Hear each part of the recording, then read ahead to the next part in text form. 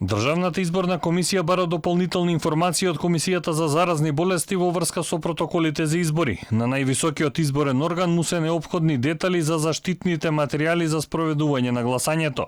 Техничкиот премиер Спасовски пак на Фејсбук објави дека стигнале одговори од сите три институции: Комисијата за заразни болести, ДИК и ОПСЕ и ОДИХР, од каде што информирале дека очекуваат датум за избори и врз основа на тоа да започнат подготовки за целиот процес.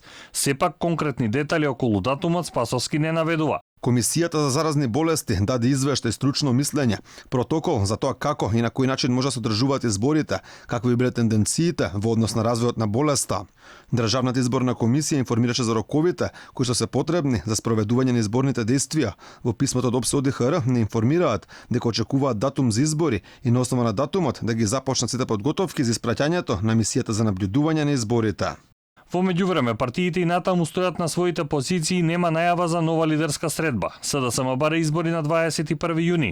Заевчера најави дека е спремен за компромис, но доколку не се постигне, ќе инсистира на датумот кој го преферира неговата партија.